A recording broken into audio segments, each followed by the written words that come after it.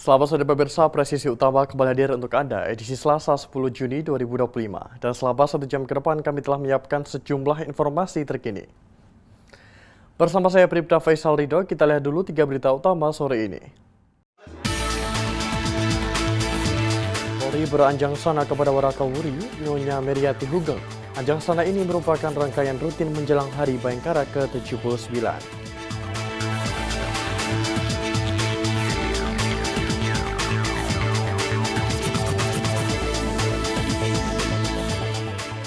Tim patroli Tarsius Presisi Polres Bitung melaksanakan pemantauan keamanan dan ketertiban masyarakat. Dalam pemantauannya, tim menemukan preman judi dan miras di Kompleks Perumahan Mandiri.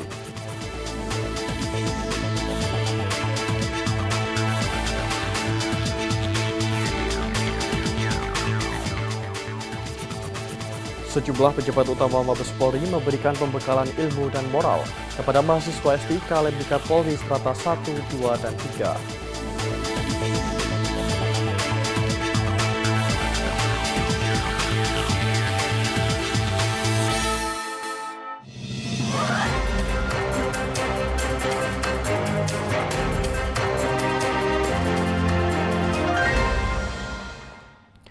Di informasi pertama, pemirsa, tim patroli Tarsius Presisi Polres Bitung melaksanakan pemantauan keamanan dan ketertiban masyarakat. Dalam pemantauannya, tim menemukan preman judi dan miras di Kompleks Perumahan Mandiri.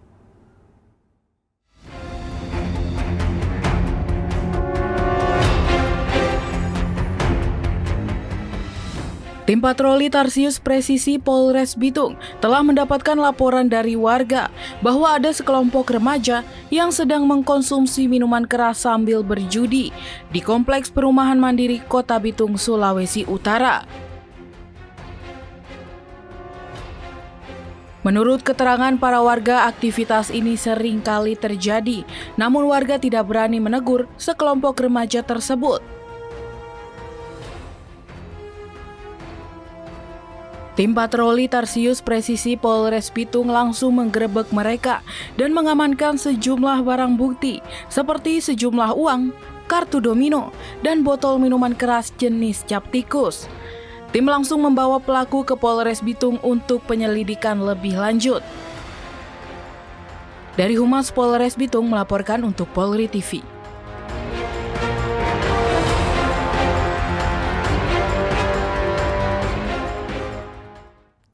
Di informasi lainnya, pemirsa, sejumlah pejabat utama Mabes Polri memberikan pembekalan ilmu dan moral kepada mahasiswa STIK Lemdikat Polri Strata 1, 2, dan 3. Pembekalan ini dilaksanakan pada Selasa 10 Juni 2025. Bertempat di Auditorium Mutiara STIK Lemdiklat Polri Jakarta Selatan, mahasiswa Prodi S1 Angkatan ke-82 Program Pendidikan Pasca Sarjana S2 ke-13 dan Program Pendidikan Pasca Sarjana S3 menerima pembekalan dari para pejabat utama Mabes Polri. Kegiatan ini dilaksanakan pada Selasa 10 Juni 2025. Pada kesempatan ini turut hadir Wakapolri Komjen Polisi Ahmad Doviri beserta sejumlah pejabat utama Mabes Polri serta para pejabat utama STIK Lemdiklat Polri. Pembekalan ini ditujukan kepada para mahasiswa yang akan segera menyelesaikan pendidikannya di STIK Lemdiklat Polri. Dengan pembekalan ini, diharapkan para mahasiswa kelak dapat menjalani tugas dan tanggung jawab kepolisian sesuai dengan tupoksi masing-masing, disertai keikhlasan dalam bertugas dan mengutamakan kesejahteraan masyarakat. Dari Jakarta, Tim Liputan Polri TV. Dan pemirsa, untuk melihat seperti apa situasi terkini pada pembekalan mahasiswa STIK Lemdikat Polri, kami sudah terhubung dengan reporter Polri TV Atia Numa dan juru kamera Rizky Firmansyah. Numa, silakan dengan laporan Anda. Baik, selamat sore Faisal. Kali ini saya melaporkan dari Gedung STIK Lemdiklat Polri Jakarta Selatan pada 10 Juni 2025, di mana baru saja usai dilaksanakan rangkaian pemberian pembekalan kepada para mahasiswa Strata 1 Angkatan 82 serta mahasiswa Pasca Sarjana S2 dan Pasca Sarjana S3. Pembekalan ini diberikan oleh para pejabat utama Mabes Polri dan para pejabat utama STIK Lemdiklat Polri dalam rangka penyelesaian pendidikan para mahasiswa di perguruan di STIK Lemdiklat Polri. Dan kegiatan ini tadi dimulai pada pukul 8 pagi waktu Indonesia Barat, ditandai dengan pembukaan serta sambutan dari Ketua STIK Lemdiklat Polri, Irjen Pol Dadang Hartanto, di mana tadi dalam sambutan pembukaannya beliau menyampaikan pesan-pesan kepada para mahasiswa yang akan menyelesaikan pendidikannya untuk melanjutkan tugas-tugas kepolisian dengan ikhlas dan sesuai dengan tupoksinya masing-masing. Kemudian pembekalan dilanjutkan dengan pemberian materi dan juga pesan-pesan moral oleh Wakapolri Komjen Pol Ahmad Doviri, di mana tadi beliau juga menyampaikan pesan-pesan harapan kepada para mahasiswa, utamanya pesan-pesan dari masyarakat, artinya peran Polri yang harus dilakukan demi menjaga kesejahteraan masyarakat. Dan dalam paparannya tadi juga Wakapolri Komjen Pol Ahmad Doviri memberikan sejumlah pesan terkait dengan harapan masyarakat untuk Polri, di mana tadi dirangkum dalam paparan beliau bahwa Polri harus memahami posisi strategisnya dalam perjalanan NKRI. Selain itu, Polri juga diharapkan untuk menjadi bagian dari solusi yang memberantas permasalahan di setiap lapisan masyarakat. Dan tadi juga para mahasiswa yang hadir dalam kegiatan ini diberikan pesan untuk selalu memiliki etos sebagai nation builder atau pembangun bangsa, di mana tadi Wakapolri juga menyampaikan bahwa para mahasiswa ini nantinya akan menjadi penerus bangsa. Dan pemirsa, selain itu kegiatan pembekalan ini juga diisi oleh para pejabat utama Mabes Polri lainnya. Di antaranya tadi Wakalemdiklat Polri juga memberikan pesan-pesan kepada para mahasiswa tersebut terkait dengan kesiapan mereka dalam menghadapi tantangan global, di mana para mahasiswa ini nantinya akan menjadi petugas kepolisian yang harus siap menghadapi tantangan global. Maka untuk itu mereka dipesankan untuk memiliki strategi-strategi yang efektif dan efisien dalam menghadapi tantangan-tantangan global yang ada di sekitar masyarakat. Selain itu, pemirsa, paparan dan pembekalan berikutnya juga disampaikan oleh Astama Ops Kapolri terkait dengan perencanaan dalam bertugas. Tadi juga diberikan pesan dan harapan kepada para mahasiswa agar ketika sudah menjalankan tugas-tugas kepolisian, mereka harus dapat memberikan dan membangun perencanaan-perencanaan yang maksimal serta meminimalisir resiko bagi kesejahteraan masyarakat. Dan terakhir tadi pemberian pembekalan juga disampaikan oleh Kepala Divisi Humas Polri, dalam hal ini diwakili oleh Karopenmas Divisi Humas Polri Brigjen Pol Trunoyono Wisnu Andiko, di mana tadi beliau juga menyampaikan materi-materi terkait dengan fungsi kehumasan, di mana tadi dirangkum dalam paparannya bahwa setiap anggota Polri memiliki fungsi kehumasan yang harus diemban dan dilaksanakan di kehidupan masyarakat. Tadi juga diberikan pesan kepada para mahasiswa bahwa mereka harus menjalankan tugas dengan berorientasi kepada kesejahteraan dan pelayanan maksimal kepada masyarakat. Pemirsa, pembekalan ini dilaksanakan selama 2 hari dan akan dilanjut esok hari, yaitu tanggal 11 Juni 2025, sekaligus dengan penutupan pembekalan. Dan fungsi dari pemberian pembekalan ini adalah untuk mempersiapkan para mahasiswa S1, S2, dan S3 untuk menjalankan tugas-tugas kepolisian yang maksimal dan bekerja dengan ikhlas. Tentunya dalam rangka mendukung program Astacita dan menuju Indonesia Emas 2045. Dan pemirsa, selain itu juga tadi sedikit dijelaskan terkait dengan rancangan Grand Strategy Polri tahun menuju Indonesia Emas tahun 2045. Hal ini juga merupakan wujud dukungan Polri terhadap program Astacita Presiden Republik Indonesia. Baik, sekian informasi yang dapat kami sampaikan terkait dengan pelaksanaan pembekalan kepada mahasiswa STIK Lemdiklat Polri. Faisal, kembali ke Anda. Baik, terima kasih reporter Polri TV Atia Numa dan juru kamera Rizky Firmansyah atas laporan Anda. Selamat sore dan selamat kembali bertugas. Dan pemirsa, di informasi berikutnya, Direktorat Reserse Kriminal Khusus atau Ditreskrimsus Polda Riau berhasil mengungkap praktik perambahan kawasan hutan secara ilegal di Kabupaten Kampar.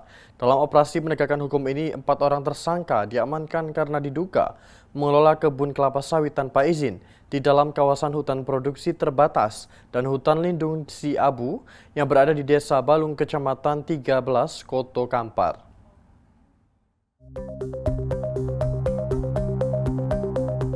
Pengungkapan kasus ini berawal dari laporan masyarakat yang diterima pada akhir Mei 2025.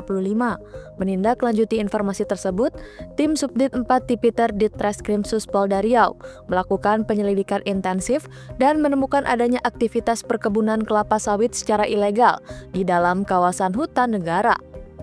Kapolda Riau Irjen Heri Heriawan menjelaskan, lahan yang telah dibuka dan ditanami sawit oleh para pelaku diperkirakan mencapai puluhan hektar dengan usia tanaman bervariasi antara 6 bulan hingga 2 tahun. Polda Riau berkomitmen kuat dalam menindak tegas segala bentuk kejahatan yang mengancam kelestarian lingkungan dan keberlanjutan sumber daya alam. Polda Riau lakukan menegakkan hukum secara tegas dan berkeadilan terhadap setiap bentuk perusakan lingkungan, khususnya di kawasan hutan yang memiliki fungsi lindung dan konservasi. Kapolda Riau menegaskan tidak ada toleransi terhadap perusakan hutan. Penegakan hukum terhadap pelaku kejahatan lingkungan adalah bagian dari upaya Polri dalam menyelamatkan masa depan ekosistem dan masyarakat. Tindak pidana kehutanan bukan sekedar pelanggaran administrasi lahan, melainkan kejahatan yang berdampak sistemik terhadap ekologi, iklim, dan keselamatan generasi mendatang. Hal ini merupakan bagian dari implementasi kebijakan green policing, yaitu pendekatan Polri dalam menjaga kelestarian lingkungan melalui fungsi preemptif, preventif, dan represif secara terintegrasi. Ada upaya-upaya yang luar biasa yang harus kita bangun bersama untuk terus dan terus-menerus kita dorong agar penegakan hukum di bidang lingkungan hidup, terutama kejahatan yang berhubungan dengan perambahan hutan ini, terus kita lakukan upaya-upaya yang sistematis, upaya penegakan hukum secara terbuka dan transparan. Untuk ini, rekan-rekan semua media kita ajak bersama-sama hadir dan datang ke TKP. Ya, datang ke tempat di mana hutan ini, hutan lindung Batang Ula 1 ini dibabat, di mana ini dilakukan pembunuhan massal, dilakukan ekosida ya terhadap pohon-pohon yang ada ya. Bapak Ibu bisa lihat di sekeliling kita. Jadi saya ingin menekankan bahwa penegakan hukum ini kita lakukan sebagai bentuk keseriusan kita semua yang hadir di sini, baik itu dari Jikalahari, baik itu dari pemerhati lingkungan, dari Dinas Kehutanan, dari Kementerian Kehutanan, dan semua unsur Forkopimda yang ada, baik itu di Provinsi Riau maupun Kabupaten Kampar. Ini adalah bentuk keseriusan kita dalam melindungi keberlangsungan lingkungan hidup dan mencegah kerusakan ekosistem. Ini bukan hanya kejahatan yang biasa, tapi saya kategorikan kejahatan extraordinary, kejahatan luar biasa, ya, karena kerugiannya tidak bisa diukur secara materi saja, tetapi dampaknya bersifat lintas generasi dan mencederai warisan alam untuk anak cucu kita. Direktur Reskrimsus Polda Riau, Kombes Pol Ade Kuncoro Ridwan mengungkapkan bahwa dalam kasus ini 4 tersangka berhasil diamankan, yaitu Muhammad Mahadir alias Madir, Buspami bin Toib, Yose Rizal, dan M. Yusuf Tarigan alias Tarigan. Mereka memiliki peran yang bervariasi, mulai dari pemilik, pengelola, hingga pihak yang menghibahkan lahan melalui skema adat. Para pelaku juga menggunakan berbagai dokumen seperti surat hibah, kwitansi jual beli, dan perjanjian kerja untuk melegitimasi aktivitas ilegal mereka. Direktur Reskrimsus Polda Riau mengungkapkan modus operandi para pelaku dilakukan secara sistematis dengan memanfaatkan celah administratif di tingkat lokal, mencoba menyamarkan aktivitas ilegal ini dengan dokumen hibah dan surat adat. Dalam penindakan di lokasi, polisi turut mengamankan barang bukti berupa dokumen transaksi, surat hibah, alat pertanian, alat berat, dan stempel lembaga adat. Keempat tersangka dijerat dengan pasal 78 Undang-Undang Nomor 41 Tahun 1999 tentang Kehutanan, Junto Undang-Undang Nomor 6 Tahun 2023 tentang penetapan Perpu Cipta Kerja menjadi undang-undang, serta pasal 92 Undang-Undang Nomor 18 Tahun 2013 tentang pencegahan dan pemberantasan perusakan hutan dengan ancaman hukuman mencapai 10 tahun penjara dan denda hingga 7,5 miliar rupiah. Polda Riau juga mengajak seluruh elemen masyarakat untuk terus berperan aktif dalam menjaga kelestarian lingkungan serta melaporkan segala bentuk aktivitas ilegal yang merusak kawasan hutan dan sumber daya alam. Dari Humas Polda Riau melaporkan untuk Polri TV.